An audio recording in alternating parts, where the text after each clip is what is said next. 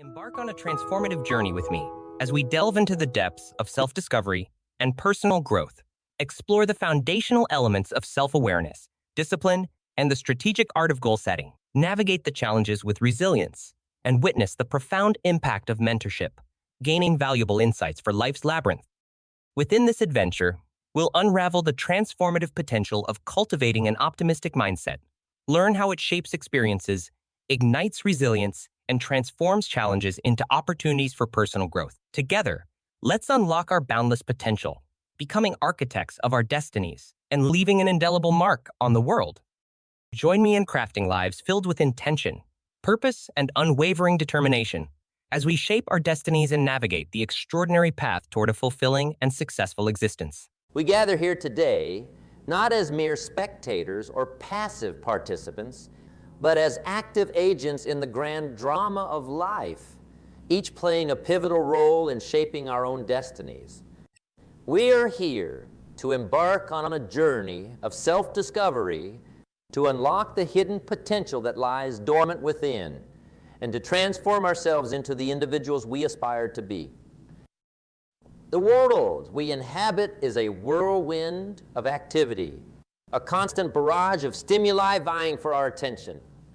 It's easy to get caught up in this relentless current, swept along by the demands of our jobs, our relationships, and the myriad of responsibilities that weigh us down. But amidst this chaos, we must never lose sight of our true purpose, the pursuit of personal growth, and the realization of our full potential. Success, my friends, is not a mere stroke of luck or a serendipitous encounter with fortune. It is not the result of some magical formula or some secret handshake with destiny. No, true success is the culmination of relentless effort, unwavering discipline, and an unyielding belief in our own abilities. It's time to shed the cloak of complacency and embrace the mantle of transformation. We must become the architects of our own destinies, crafting our lives with the tools of self-awareness, self-discipline, and a steadfast commitment to personal growth. Self-awareness, the cornerstone of personal transformation, is the profound ability to understand oneself, one's thoughts, emotions, motivations, and behaviors. It is the illuminating light that unveils the depths of our being, revealing the hidden strengths and untapped potential that lie dormant within. Imagine a majestic building, a testament to human ingenuity, yet standing incomplete, its true potential obscured by darkness. Self-awareness is the key that unlocks the doors of this edifice, allowing us to illuminate its intricate design, its structural strengths, and its capacity for greatness. Just as an architect meticulously crafts blueprints to guide the construction of a grand structure, self-awareness provides us with the blueprints for crafting a fulfilling and successful life. By understanding our unique strengths and weaknesses, our passions and aspirations, we can navigate the labyrinth of life with greater clarity and purpose. Self-awareness empowers us to identify our patterns of behavior, the recurring thoughts that shape our decisions, and the emotional triggers that influence our actions. It allows us to recognize our biases, the lenses through which we perceive the world, and the assumptions that may be hindering our growth. Through this process of self-reflection, we can begin to dismantle the barriers that hold us back, the limiting beliefs that whisper doubts and insecurities. We can shed the masks we wear, the personas we adopt to conform to external expectations, and embrace our true selves, flaws and all. Self-awareness is not a destination, but an ongoing journey of discovery, a continuous process of introspection and growth. It requires courage to confront our vulnerabilities, honesty to acknowledge our mistakes, and a willingness to embrace change. As we delve deeper into the depths of our being, we uncover hidden treasures, the seeds of creativity, the spark of innovation, and the resilience to overcome adversity. We discover the capacity for empathy, the ability to connect with others on a deeper level, and the power of compassion to heal and transform. Self-awareness is the foundation upon which we build our relationships, both with ourselves and with others. It allows us to communicate effectively, to express our needs and desires with clarity, and to listen with empathy to the perspectives of others. In the realm of professional endeavors, self-awareness is the key to unlocking our full potential. It enables us to identify our ideal work environments, the roles that align with our strengths and passions, and the leadership styles that inspire and empower others. Self-awareness is not merely a tool for personal growth. It is a catalyst for positive change in the world around us. By understanding our own motivations, we can become more effective agents of social change, advocating for causes that resonate with our values and making a meaningful impact on the lives of others. The journey of self-awareness is a lifelong adventure, an unfolding tapestry of continuous growth and transformation. As we navigate this path, we become the architects of our own destinies, shaping our lives with intention and purpose, and leaving an indelible mark on the world we inhabit. The importance of goals and action. Amidst the whirlwind of daily life, with its myriad demands and distractions, it's easy to lose sight of our aspirations, our dreams of a brighter future. But without clear goals and unwavering action, our potential remains dormant, unfulfilled, like seeds buried beneath the surface, never reaching the sunlight to bloom. Goals are the beacons that guide us through the fog of uncertainty, providing direction and purpose to our endeavors. They are the stepping stones that transform vague desires into tangible realities, the blueprints that shape the edifices of our dreams. Setting goals is not merely an exercise in wishful thinking. It is a strategic act of self-empowerment. It forces us to confront our aspirations, to articulate what we truly desire, and to chart a course towards achieving them. Effective goals are not vague or nebulous. They are smart, specific, measurable, achievable, relevant, and time-bound. They are not lofty ideals that float in the ether of our minds. They are concrete, actionable steps that propel us forward.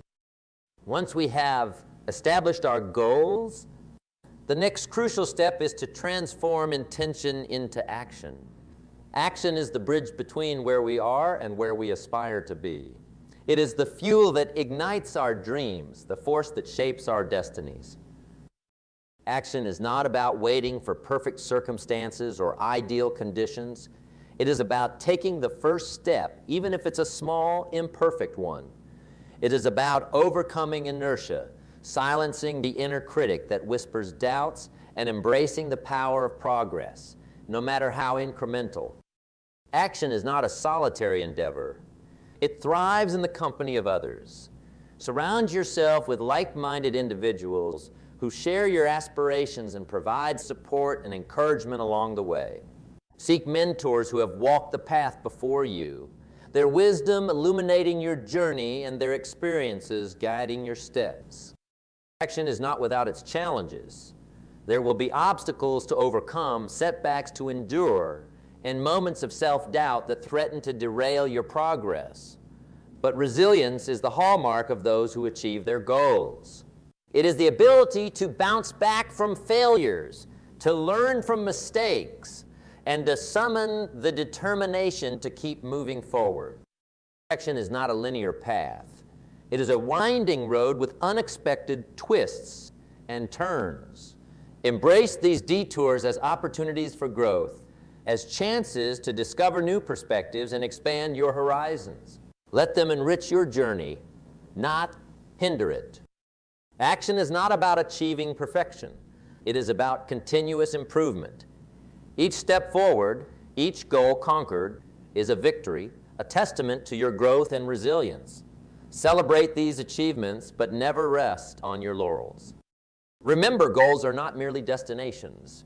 They are the driving force behind a fulfilling and successful life. Embrace the power of goal setting and the transformative energy of action. Chart your course with clarity, navigate the challenges with resilience, and celebrate the triumphs with joy. Let your goals be the guiding stars that illuminate your path, leading you towards a future brimming with achievement and fulfillment. Let's talk about the foundation of self-discipline. In the pursuit of personal excellence, self-discipline stands as an unshakable pillar, providing the strength and resilience to overcome obstacles and achieve our goals. It is the unwavering commitment to our aspirations, the ability to control impulses and distractions, and the unwavering belief in our ability to shape our destinies. Like a towering oak, self-discipline is not a natural phenomenon, but a cultivated virtue nurtured through consistent effort and unwavering dedication. It is the product of self-awareness, the ability to recognize our patterns of behavior, our triggers, and our weaknesses. Self-discipline is not about denying ourselves pleasure or living a life of austerity. It is about harnessing our desires and channeling them towards productive pursuits. It is about creating habits that support our goals rather than habits that hinder them. Self-discipline is not a one-size-fits-all approach. What works for one person may not work for another. The key is to find strategies that resonate with your unique personality and lifestyle. Experiment with different techniques, such as setting realistic goals, breaking down tasks into manageable steps, and establishing routines that support your aspirations. The foundation of self-discipline lies in the power of choice. We have the power to choose our thoughts, our words, and our actions. By consciously selecting choices that align with our goals, we strengthen the muscle of self-discipline and weaken the grip of distractions and impulses. Self-discipline is not about suppressing emotions. It is about managing them effectively. When emotions run high, it's easy to make impulsive decisions that derail our progress. Learning to recognize and manage our emotions, such as through mindfulness practices or stress management techniques, is crucial for cultivating self-discipline. Self-discipline is not about perfection. It is about progress, no matter how small. Every step forward, every temptation resisted, and every goal achieved is a victory, a testament to our growing self-mastery. Celebrate these triumphs, but never become complacent. Self-discipline is a lifelong journey, a continuous process of growth and refinement. As we face new challenges and pursue new aspirations, our self-discipline will be tested and strengthened. Embrace these challenges as opportunities for self-discovery and personal growth. Self-discipline is not an isolated virtue. It is interconnected with other aspects of our lives. When we cultivate self-discipline in one area, it spills over into other areas, fostering a sense of order, productivity, and overall well-being. Self-discipline is the foundation upon which we build a fulfilling and successful life. It empowers us to overcome procrastination, resist distractions, and pursue our dreams with unwavering determination. It allows us to achieve our full potential, to make a positive impact on the world, and to live a life of purpose and meaning. So, embark on the journey of cultivating self-discipline. Embrace the challenges, celebrate the victories, and never underestimate the power of this transformative virtue. With unwavering commitment and consistent effort, you can shape your life with purpose, achieve your dreams, and become the architect of your own destiny. Now let's take a look on the lifelong pursuit of learning. In a world that is constantly evolving, where knowledge expands at an unprecedented pace, the pursuit of learning is not a mere option, but an imperative. It is the lifeblood of progress, the key to unlocking new possibilities, and the foundation of personal fulfillment. Learning is not confined to the four walls of a classroom or the rigid structure of formal education. It is a lifelong journey, a continuous process of expanding our horizons, acquiring new skills, and enriching our understanding of the world around us. We are born with an innate curiosity, a thirst for knowledge that drives us to explore, to question, and to seek answers. This curiosity is the catalyst for learning, the spark that ignites our minds and propels us forward on our journey of intellectual growth. As we navigate life's path, we encounter a multitude of learning opportunities, both formal and informal. Every interaction, every experience, every observation holds the potential to teach us something new, to broaden our perspectives, and to deepen our understanding of ourselves and the world. Formal education provides a structured framework for learning, introducing us to core concepts, developing critical thinking skills, and fostering a love for lifelong learning. However, true learning extends far beyond the confines of textbooks and classrooms. Informal learning, through self-directed exploration, observation, and experiential engagement, plays an equally important role in our intellectual growth. It allows us to pursue our passions, delve into areas of personal interest, and discover knowledge that may not be found within traditional educational settings.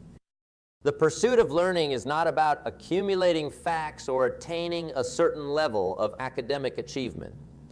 It is about transforming ourselves, about expanding our capacity for understanding, and about becoming more informed, compassionate, and engaged members of society. Learning empowers us to adapt to a changing world, to embrace new ideas, and to tackle complex challenges.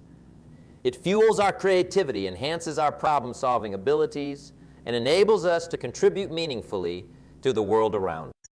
In the pursuit of learning, we must cultivate a growth mindset, believing that our abilities can be developed through effort and dedication. We must embrace challenges as opportunities for growth, setbacks as temporary roadblocks, and mistakes as valuable learning experiences. We must also cultivate a sense of intellectual humility, recognizing that we do not have all the answers and that there is always more to learn. We must be open to new perspectives, willing to challenge our assumptions, and eager to engage in meaningful dialogue with others. As we embark on our lifelong journey of learning, let us approach each new experience with curiosity, enthusiasm, and a willingness to embrace the unknown. Let us seek out knowledge, not for its own sake, but for the transformative power it holds to enrich our lives, empower our communities, and shape a brighter future for the world. Now I will talk about the value of mentorship. In the intricate tapestry of life, mentorship stands as a golden thread weaving together the wisdom of experience with the aspirations of the future. It is a relationship of mutual benefit, a partnership forged in the spirit of growth and guided by the unwavering belief in potential. Mentorship is not merely a transfer of knowledge or a one-way street of instruction. It is a dynamic exchange, a dialogue between generations, where the mentor imparts wisdom and the mentee shares fresh perspectives. It is a journey of mutual growth, where both mentor and mentee learn from each other's experiences and insights. The value of mentorship lies in its transformative power, its ability to accelerate personal and professional development. A mentor serves as a compass, guiding the mentee through the labyrinth of life's challenges and opportunities. They provide invaluable insights, offer constructive feedback, and help mentees navigate the complexities of their chosen fields. Mentors are not merely sources of knowledge. They are role models, exemplars of success, who embody the values and qualities that mentees aspire to cultivate. They inspire mentees to push beyond their perceived limitations, to embrace their potential, and to pursue their dreams with unwavering determination. Mentorship is not a one-size-fits-all approach. The ideal mentor-mentee relationship is a unique bond built on mutual respect, trust, and a shared commitment to growth. The mentor tailors their guidance to the mentee's individual needs, providing support and encouragement that is both personal and empowering. The benefits of mentorship extend far beyond the mentee's personal growth. It strengthens organizations by fostering a culture of learning, collaboration, and innovation. Mentorship programs create a network of support where individuals can learn from each other, share experiences, and contribute to the collective success of the organization. Mentorship is not a one-way street. Mentors also gain from the experience, enriching their lives by sharing their knowledge and wisdom and witnessing the growth and success of their mentees. It allows them to make a meaningful impact on the lives of others, leaving a lasting legacy of mentorship and inspiration. The role of a mentor is not merely to provide guidance and support. It is to empower mentees to become self-directed learners, capable of navigating the challenges and opportunities that lie ahead. Mentors help mentees develop the critical thinking skills, problem-solving abilities, and resilience needed to thrive in an ever-changing world. Mentorship is not a finite process. It is a lifelong journey of learning and growth. As mentees gain experience and develop their own expertise, they can in turn become mentors, sharing their knowledge and insights with others. This cycle of mentorship creates a ripple effect, fostering a culture of learning and growth throughout society. In a world that often emphasizes competition and individualism, mentorship serves as a beacon of shared values and collective progress. It reminds us that we are all interconnected, that our individual growth contributes to the betterment of society as a whole. So, embrace the power of mentorship. Seek out mentors who inspire you, individuals who embody the qualities you aspire to possess. Learn from their successes, glean wisdom from their mistakes, and allow their experiences to shape your own path to greatness. And if you are fortunate enough to have the opportunity to mentor others, embrace the role with open arms. Share your knowledge, offer guidance, and witness the transformative power of mentorship. Together, we can cultivate a world where learning thrives, potential is unleashed. And if we talk about the power of optimism, amidst the uncertainties and challenges of life, optimism stands as a beacon of hope, illuminating the path towards a brighter future. It is the unwavering belief in the inherent goodness of life, the conviction that even in the face of adversity, there is always a way forward. Optimism is not about ignoring the realities of life or denying the existence of challenges. It is about approaching life with a positive mindset, seeing opportunities amidst obstacles, and drawing strength from setbacks. It is the belief that our thoughts and actions have the power to shape our experiences and influence. The power of optimism lies in its transformative potential. It empowers us to overcome self-doubt, foster resilience in the face of adversity, and pursue our dreams with unwavering determination. It allows us to see the world not as a place of limitations, but as a canvas of possibilities filled with untapped potential and unexplored horizon. An optimistic mindset is not a passive state of being. It is an active choice we make daily. It is about cultivating a positive perspective, choosing to focus on the good rather than dwelling on the negative. It is about approaching challenges with problem-solving enthusiasm rather than defeatist pessimism. Optimism is not about denying our emotions or suppressing negative feelings. It is about acknowledging our emotions, understanding their origins, and finding healthy ways to manage them. It is about embracing the full spectrum of human emotions, both positive and negative, without allowing them to control our lives. Surrounding ourselves with positive influences is crucial for nurturing an optimistic mindset. Seek out individuals who radiate positivity, who uplift and inspire you with their contagious enthusiasm. Engage in activities that bring you joy, that spark your curiosity, and that fuel your passion for life. Attitude is a cornerstone of optimism. By cultivating an attitude of gratitude, we shift our focus from what we lack to the abundance that surrounds us. We appreciate the simple joys of life, the love of family and friends, and the beauty of the natural world. Optimism is not about expecting everything to go smoothly or avoiding challenges altogether. It is about approaching life with resilience, knowing that setbacks are temporary and that we have the strength to overcome them. It is about learning from our mistakes, adapting to changing circumstances. Optimism is not about blind faith or wishful thinking. It is about aligning our beliefs with our actions, taking responsibility for our choices, and actively pursuing our goals. It is about believing in ourselves, in our abilities, and in the power of our positive mindset to shape our destiny. The power of optimism extends beyond the individual, impacting our relationships, our communities, and the world at large. An optimistic outlook fosters collaboration, encourages innovation, and it inspires others to believe in the possibility of a brighter future. It creates a ripple effect of positivity, transforming not just our own lives, but the lives of those around us. In a world that often seems consumed by negativity and uncertainty, optimism stands as a beacon of hope, a reminder that we have the power to choose our perspective and shape our destiny.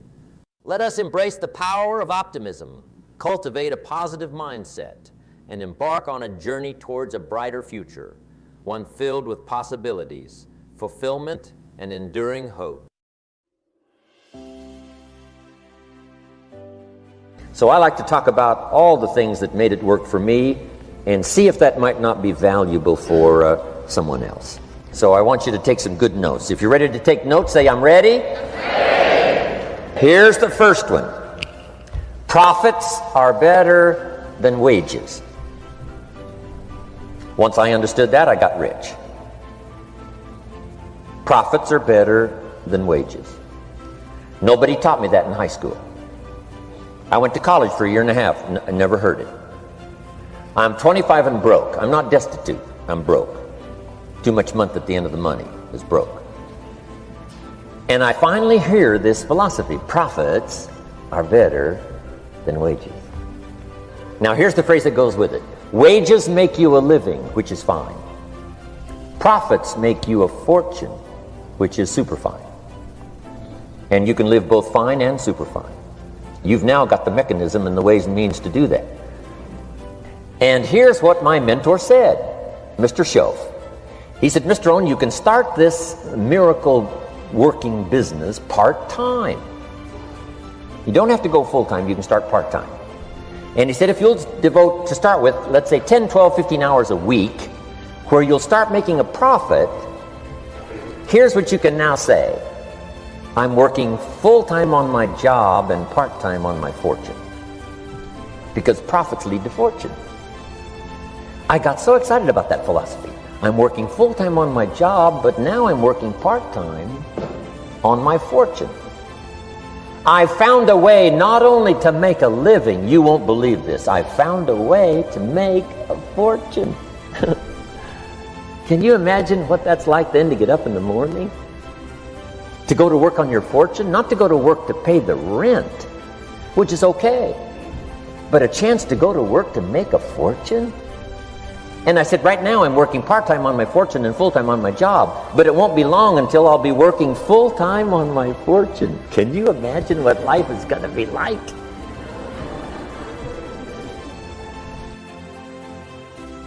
Now here was my first goal when I started, and that was part-time.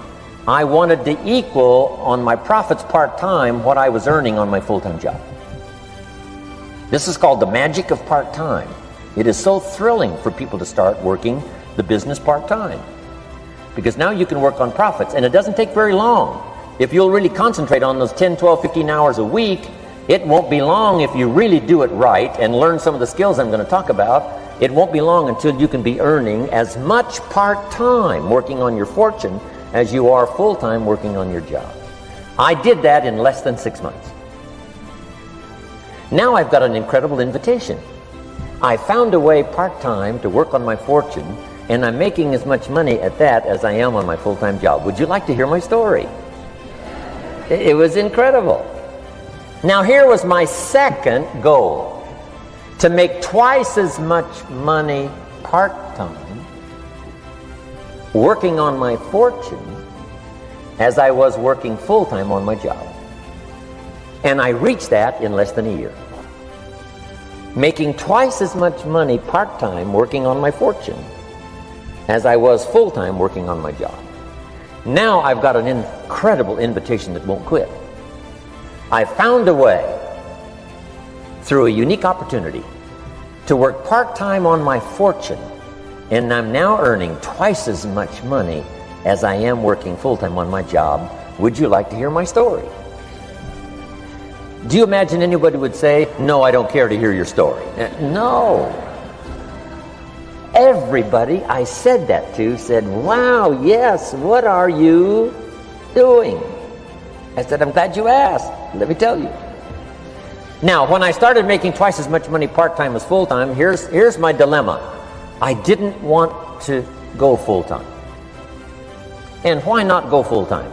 And the reason was because I didn't want to give up my electrifying story. Right? It was so powerful, nobody could resist the invitation to at least take a look. I didn't want to give it up, and I hung on for I don't know how long until it was, almost insane. And then finally, reluctantly, I gave up my full-time job. Here's the next one. Philosophy that helped change my life. It's not what happens that determines your life future. It's not what happens that determines your life future.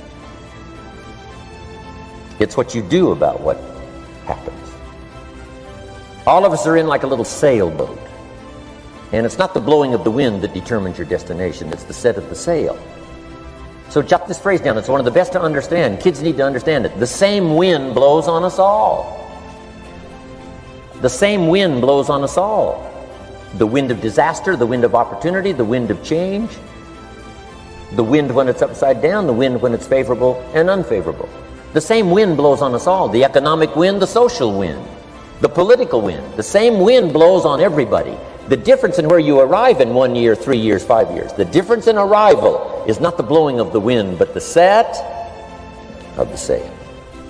And that's what learning is all about, to set a better sail this year than last year. To set a better sail. The first 6 years of my economic life, I wound up broke. Second 6 years, I wound up rich. You say, well, the Democrats must have finally gotten power. No.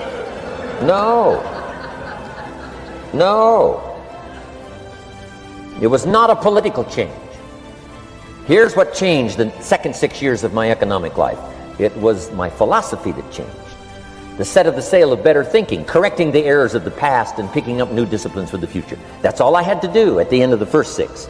Correct the errors of the past and then pick up some new disciplines for the future. And my total life changed. The second 6 years was totally different than the first 6 of my working life. And guess who can do that? Anybody. Now you can keep on the same path for the next couple of years as you have the past 2. But if you wish to, and maybe everything's okay for you and you don't need to, but if you need to make some changes, I'm telling you, you can start doing it today so that the next 2 years will be drastically different than the last 2. And anybody who wishes to do that can. And you can do it between ages 40 and 43. You can do it between ages 13 and 15. You can do it between ages 60 and 62. Any 2 years, any 5 years that you wish to drastically change from the previous 5, you can do it. If you wish to. Now this isn't written. This is not a law. Here's what it's called: opportunity.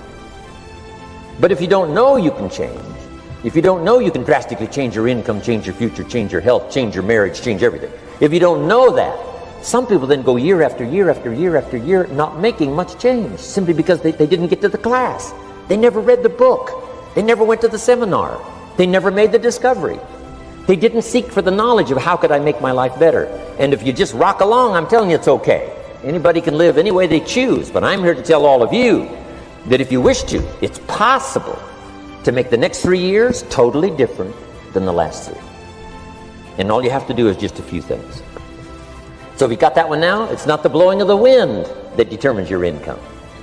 It's not the blowing of the wind that determines your fortune. It's the set of the sail. And that's why we gathered here today. Maybe I've got some ideas that'll help you with a couple of little things about setting the sail of your thinking that might drastically give you multiplied more benefit the next 3 years than you've gotten in the last 3. So it's not what happens. What happens to everybody. Chevron years ago brought me in to talk to management. They said, Mr. Rohn, you travel around the world and you're fairly knowledgeable. What do you think the next 10 years are going to be like? I said, gentlemen, I can tell you I do know the right people. So they all leaned forward and listened carefully. And I said, gentlemen, the next 10 years are going to be about like the last 10.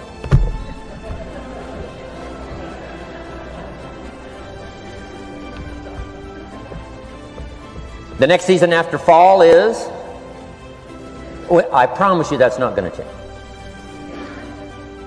After day comes night. I promise you that's not going to change. Here's how the last 6,000 years reads. If you want to make a note of Jim Rohn's vision of history the last 6,000 years, here's how it reads. Opportunity mixed with difficulty. And if we're around another 6,000 years, it's going to read like that looks like for the next 6,000 years. Opportunity mixed with difficulty. Now, sometimes there seems to be more opportunity than difficulty, and then sometimes there seems to be more difficulty than opportunity, but the mix isn't going to change. After expansion comes recession. But after recession comes expansion. Not to think so, see, is naive. And once you've got just a little of this stuff settled, then you know exactly what to do. You know exactly what to anticipate, so you can be ready. Now, here's the next one, and I heard it in my invitation. Here's what it says. For things to change, you have to change. I was hoping the government would change, and taxes would change, and economics would change, and my boss would change and be more generous. I wished for everything to change, and my teacher said, no, Mr. Rohn, for things to change for you, you have to change. Don't wish it was easier, wish you were better. Once I understood this, this altered the course of my life. Don't wish it was easier. Wish you were better. And here's the big one. Don't wish for less problems, wish for more skills. You don't need less problems. You simply need more skills. Don't wish for less challenge, wish for more wisdom. Accept the challenge, because you can't grow without a challenge. You can't get rich without a challenge. You can't fly without gravity. You have to understand the challenge. But that's the key, is to now develop wisdom to overcome the challenge. Don't wish for less challenge, but more wisdom. And then here's one more philosophy that helped change my life forever. You can do the most remarkable things no matter what happens. Humans can do the most remarkable things no matter what happens. Philosophies that changed my life.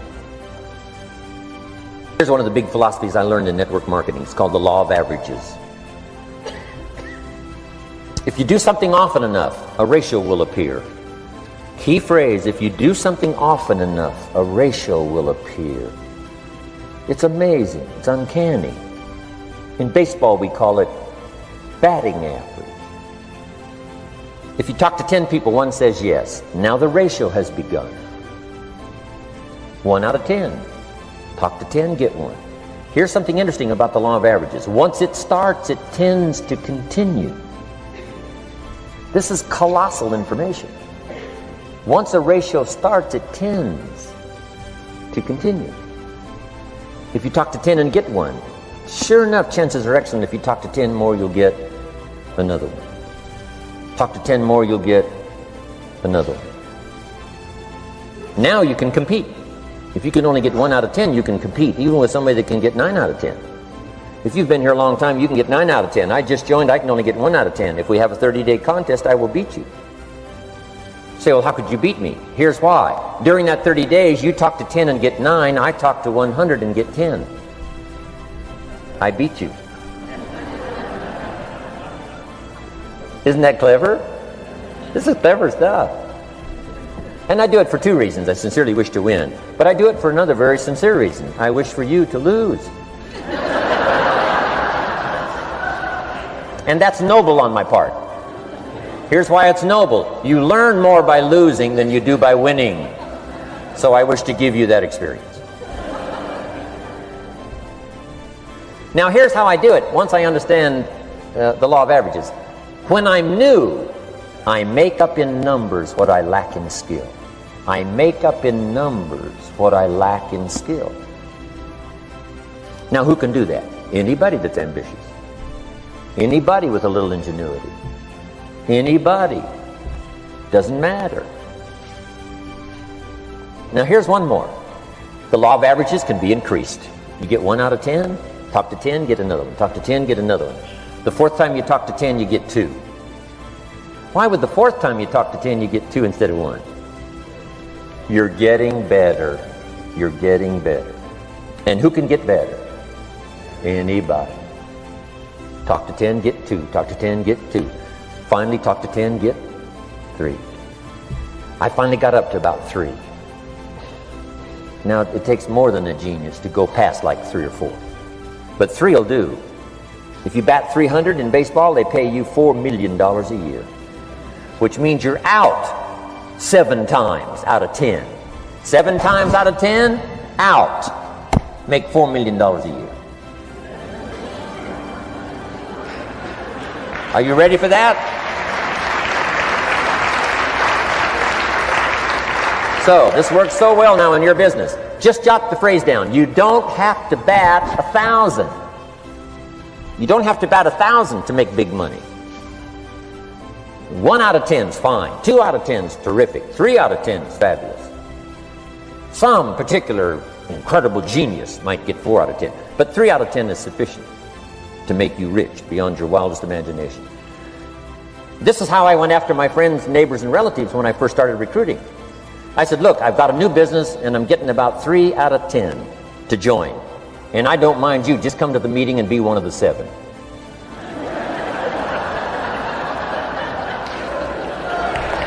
Right? Doesn't matter. Right? You're my friend, you'll do me a favor. And so it's not important to me that you like it. It's not important to me that you join. It's certainly not important to me that you buy. It's just important to me that you listen. One of the reasons, though, I want you to hear the story is because a year from now, if I'm doing well, I don't want you to say, how come you never picked up the phone a year ago? I never got a letter, never got a call. You call me a friend? You're making all this money? You never picked up the phone. So I don't want that to happen. So for 2 reasons, I want you to see what I'm doing. So the year from now, if I'm doing well, I can say, you know, I gave you the opportunity. But also, just as a favor, come and be one of the 7. It doesn't matter to me if you buy or 10. But I need 10 to get 3. And if you're one of the 3, wonderful. If you're not, wonderful. It might matter to you. It might matter to you, but it doesn't matter to me. Now, it matters to me because we're friends, but it doesn't matter in terms of my averages. Now, here's the second law that changed my life forever in network marketing. I learned the law of sowing and reaping. And in the law of sowing and reaping is also the story of the law of averages. Jot this down. The story of the sower comes from the Bible. I'm an amateur on the Bible, but this is such a useful story. Here's what the story says. And take the notes because the drama's in the details. The sower was ambitious. Evidently he was ambitious. When you read the whole story, you'll conclude, yes, this was an ambitious sower. Here was number 2. He had excellent seed. The sower who sowed the seed had excellent seed. And the excellent seed can be an excellent opportunity, an excellent product, an excellent story. So we've got an ambitious sower with excellent seed. But now here's the rest of the details of the story. For your information, for the drama of your life, so you can understand things better. Learning some of this is how I got rich by age 31. Okay. Number 1, it says the sower goes out to sow the seed, but the first part of the seed falls by the wayside and the birds get it. So jot this down. The birds are going to get some of the seed. The birds are going to get some of the seed. Now you say, well, Mr. Rohn, what does that mean? Well, I invite John to come to a meeting. He said he'd be there Tuesday night. Tuesday night I show up, John isn't there. I say, John, I wonder why John didn't make it. Now I know the answer. The birds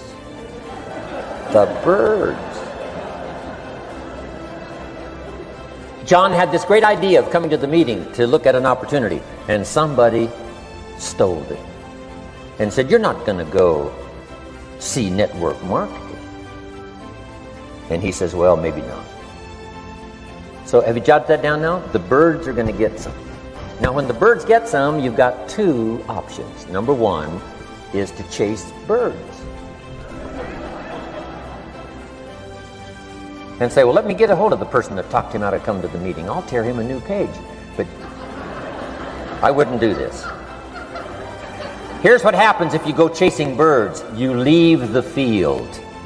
If you go chasing birds now, you leave the field, which is going to distract from your future, not add. So you can't chase birds and try to straighten this stuff out. Here's what it is. It's just one of those things. And here's the best comment when things are a little disappointing. Isn't that interesting? You just have to say, "I thought sure he would be there. He promised me. He promised me. But I know it was the birds." And you just have to say, "Isn't that interesting?" Now, here's the rest of the story. It says, the sower kept on sowing. See, that was the secret to his success. He kept on sowing. And if you keep sowing, you can sow more than the birds can get because there aren't enough birds. If you keep sowing, there are some birds, but there's not enough, because the law of averages will work for you. My mentor taught me, he said, "You know, Mr. Rohn, there's only 9 or 10 real nasty, miserable people in the whole world." Now, he says they move around a lot, you know, and you're liable to... You'll bump into one once in a while. But when you bump into one, you say, "There's only 9 more like you. I can handle that in the whole world." Okay. Now, here's what else it says. The sower now keeps sowing the seed. Now the seed falls, the story says, on rocky ground where the soil is shallow. And the rocky ground where the soil is shallow is not of your making, because you had excellent seed and you were an ambitious sower. So the rocky ground where the soil is shallow is not of your making. But here's what it says what happened. This time, the little seed that falls in the ground starts to grow, and the little plant starts to grow. But the first hot day, it withers and dies. It dies. Not an easy thing to watch. I finally get John started. Sure enough, 3 or 4 days later, somebody says, "Boo!" And he goes,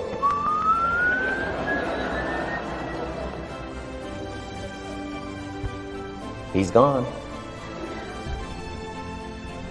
Doesn't show up at the second meeting. And I say, "I thought sure John would last a week." What happened? Jot this down. The hot weather is going to get some. And this is not of your making. Here's what you must say when that happens. Isn't that interesting? Wow. What can you do? The answer is nothing. You say, "Well, I'm going to try to change this." I wouldn't take that class. You know, the sun comes up in the east. Somebody says, "Why is that?" I wouldn't spend much time on that. Just let that happen. Don't go for this why stuff. I'm giving you the answers here. The answers is in the structure, and the consequences and in the deal. The answer is in the deal. Anything beyond that is not worth studying. You say, "Well, how come some just last a little while?" I wouldn't sign up for that class. Here's the answer. Some don't stay. You just have to jot that down. And when some leaves, you say, "That's one of those that don't stay." Now you know what category to put them in. And you can't solve this now. You can't. It's like rearranging the seasons. You can't fool with that. All you can do is cooperate with the way things are set up. I didn't set it up. You say, "Well, it shouldn't be this way." Well, when you get your own planet, you can rearrange this whole deal. But on this planet, you're a guest. You got to take it as it comes. Now, here was the secret to the ambitious sower with good seed. It said he kept on sowing. Now, here's what he had to do to keep on sowing. He had to discipline his disappointment. This is a key phrase now to use the rest of your life. You must learn to discipline your disappointment, because you didn't set up the setup, and some are not going to stay, and that is not of your making. Now, if you made gross errors and you ran them off, see, that'd be different. Now, you're responsible for that. But if it's in the normal course of things, this is the way things are. Now here's what it says. The sower keeps on sowing. Now it says the seed falls on thorny ground. And somebody says, well, how much of this do you have to go through? Well, hang on. It's not the end of the story now. Now the little seed falls on thorny ground. And now the little plant starts to grow again. But as the little plant starts to grow, the thorns choke it to death. And it dies. So jot this down. The thorns are going to get some. And that's not of your making. And what are these thorns? The story even called these little thorns, little cares, little distractions, little somethings. Who knows what all they are? I say, John, we had a meeting last night, you weren't here. John says, well, I can't make every meeting. I say, why not? You're part-time. He said, well, the screen door came off the hinges. And you just can't let your house fall apart. You got to take some time and fix things up. And I can hear the thorns going,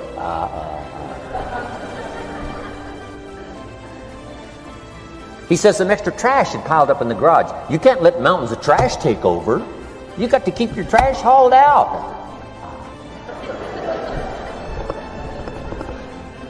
People who let little things cheat them out of big opportunities. People who let little things cheat them out of big opportunities. And you feel almost helpless. What could I do about that? And that's nothing. And you say, well, why is this? I'm asking you not to sign up for that class. Don't sign up for these why is this class. It's just the way it is.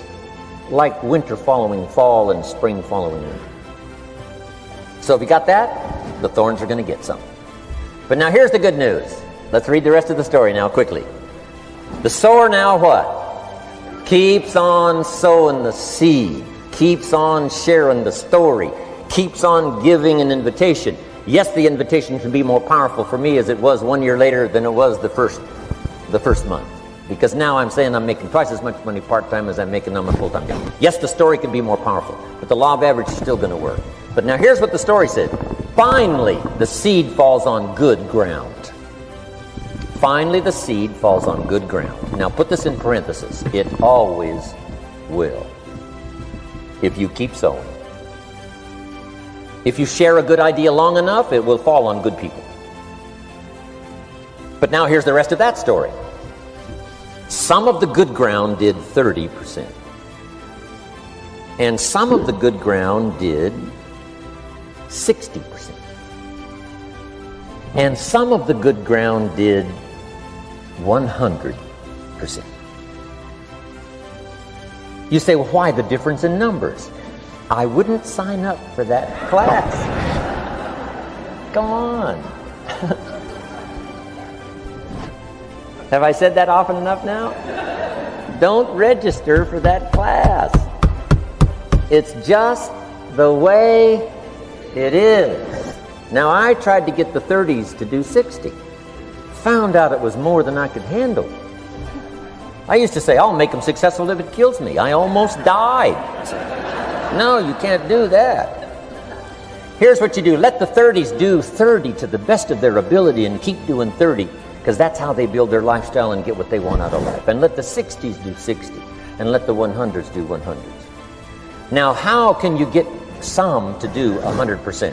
You got to go through all these experiences, and you got to talk to all these people.